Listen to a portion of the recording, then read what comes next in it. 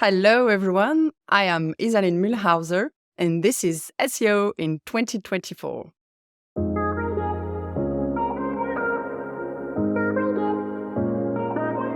Isaline, what's your number one SEO tip for 2024? Content marketers and SEO, let's start using AI to save time.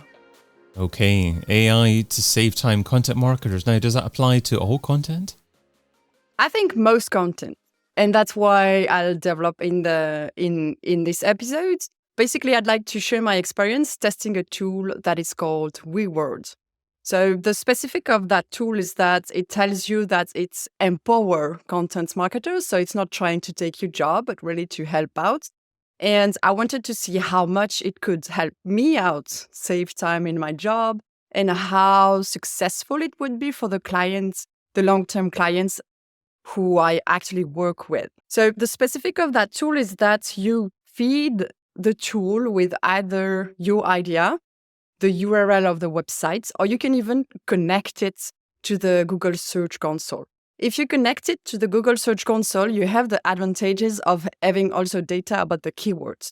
But I'll get back to that later on. So first, I'd like to start with how the tool is helping me. The first thing I have noticed is that when you have a new idea and you don't know really exactly where to start. For instance, I had this idea of a podcast in French for clients, and it was really hard, to find a good title for the podcast and check that the content of my episode were right.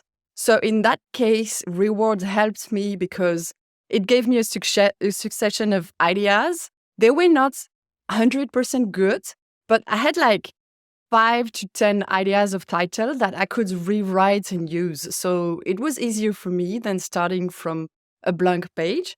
And the second thing it helped me is that it also gave me a list of title blog post article, which I could sort of compare to the content of the episodes I had already planned to see if I was in the right direction or if I had missed something.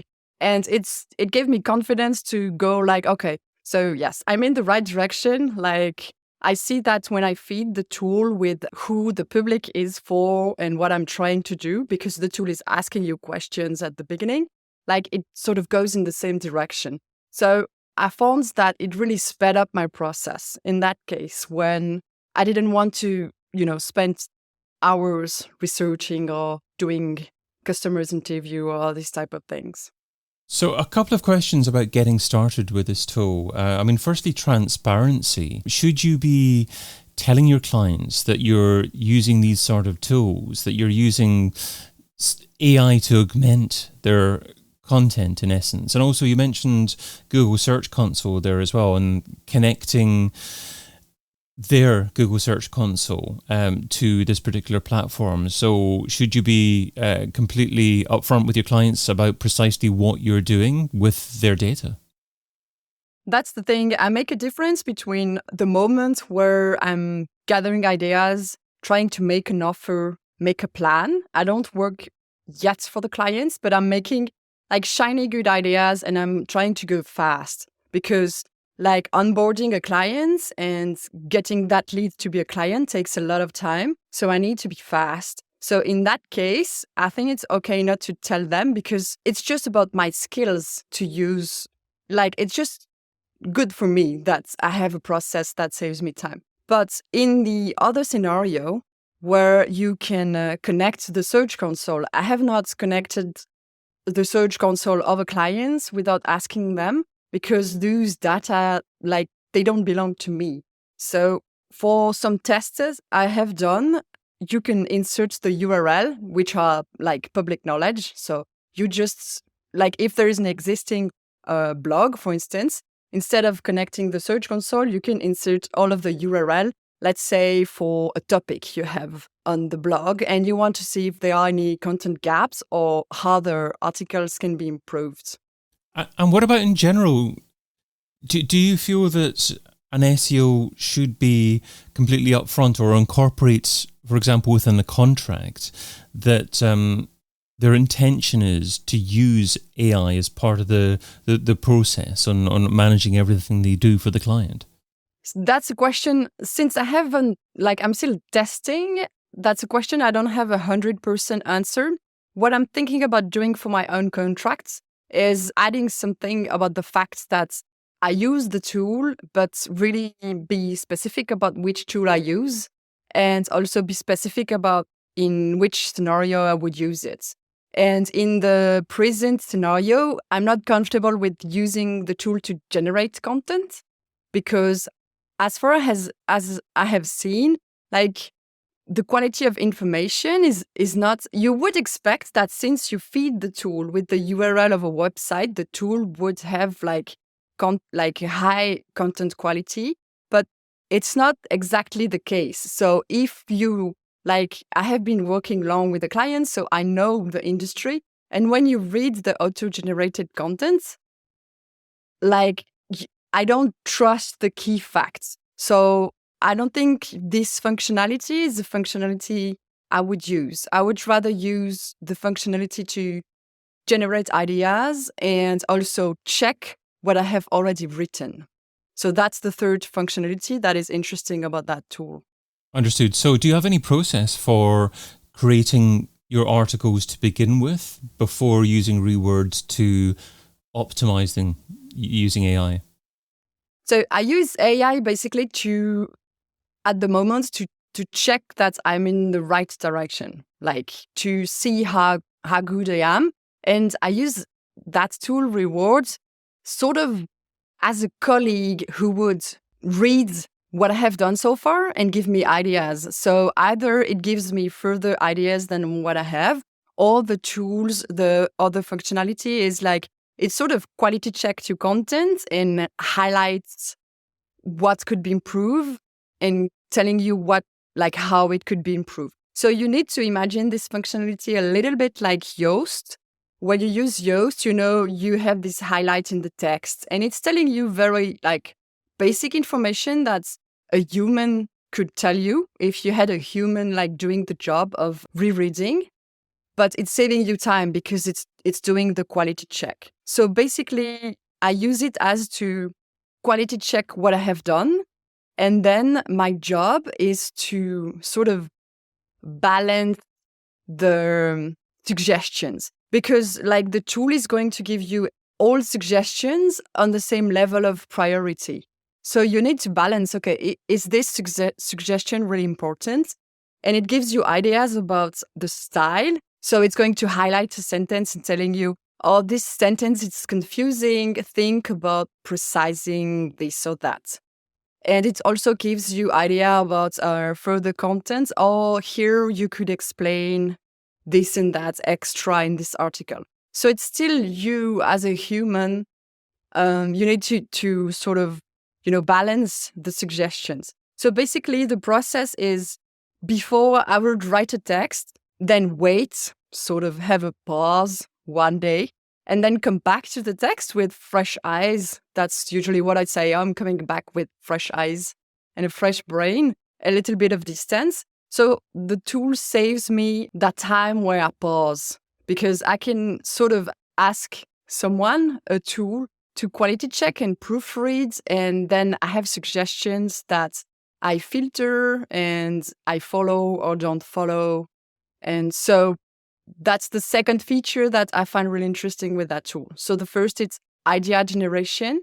And the second is sort of a colleague proofreading what I have done. And it's a very, very thorough colleague, that's really highlighting a lot of things. So you have to filter. So there's a few tools that I've tried as well. I mean, I haven't tried the one you've suggested, Reword specifically, but I've tried taking some text from different places and using AI to augment it, improve it a little bit. And then I put the text into another website called Originality.ai. I'm not sure if you've heard of that one at all. But Originality.ai, what it does is it determines what it thinks is the chance of AI producing the article or a human producing the article. And I'm quite often finding that even if I've taken an original piece and then used another piece of AI to enhance it in inverted commas, and then put the enhanced version into originality.ai, I have found that the tool says it believes that almost it's 100% chance that it was written by AI. And that scares me a little bit because if I want to use that piece on my website or in other places, perhaps Google might not treat that piece as positively as they might treat a piece that they believe would have been written by a human being. Is that the kind of process that you've utilized, you've checked, that you would also follow?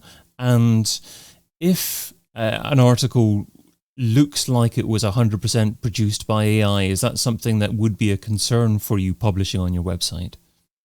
So that's where I don't use the functionality of the tool where it writes for me and where the writer needs to filter. Most of my clients have a branding. They are established brands. So they have ways of saying things that I have to use when I write the article.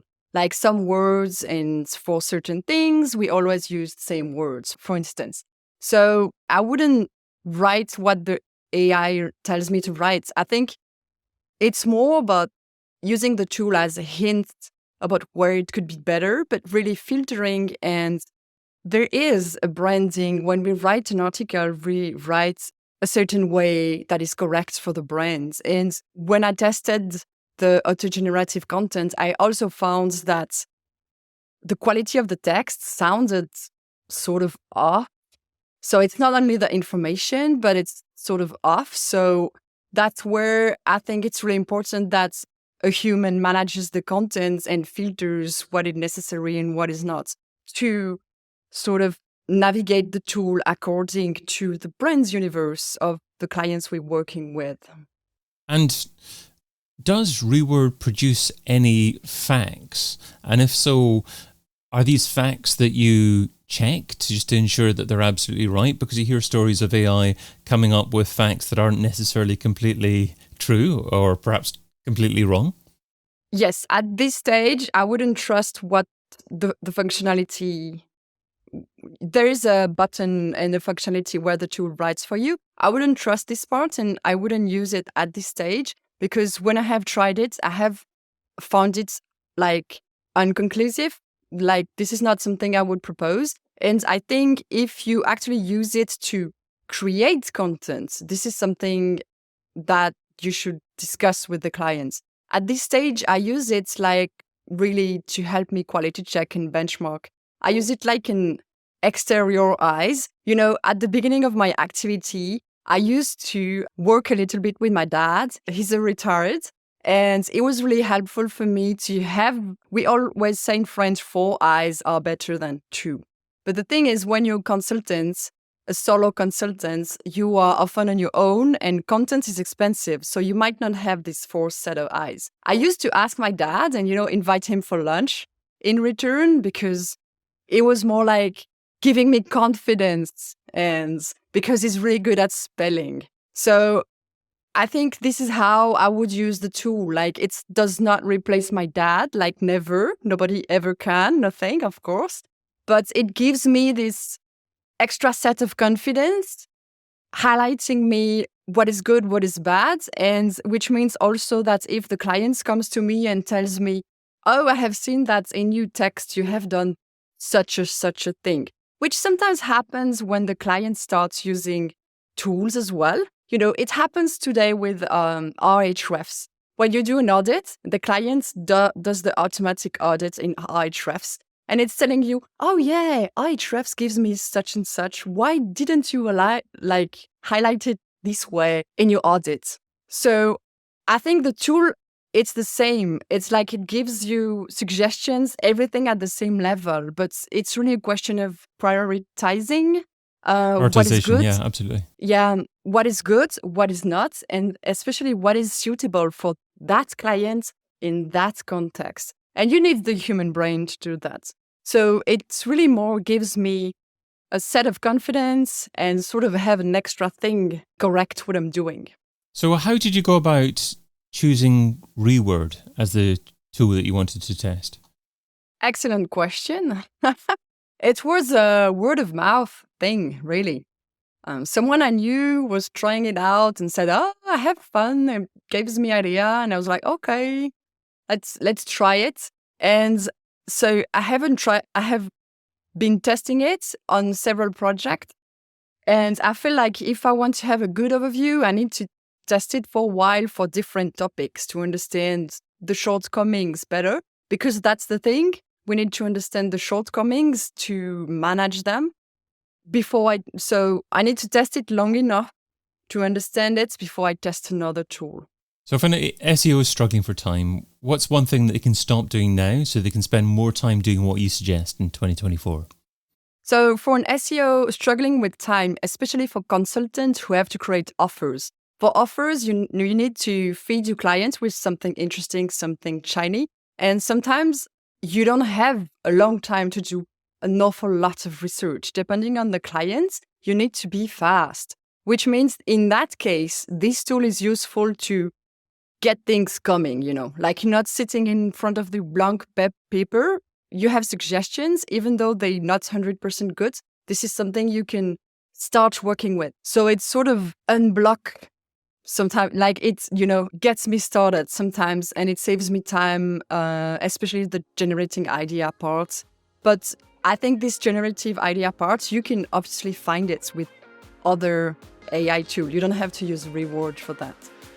Isaline Muelhauser is SEO consultant at Pilea, and you can find her over at pilea.ch. Isaline, thanks so much for being part of SEO in 2024. Thank you for inviting me, and have fun with AI. I've been your host, David Bain. Get your copy of SEO in 2024, the book, over at seoin2024.com.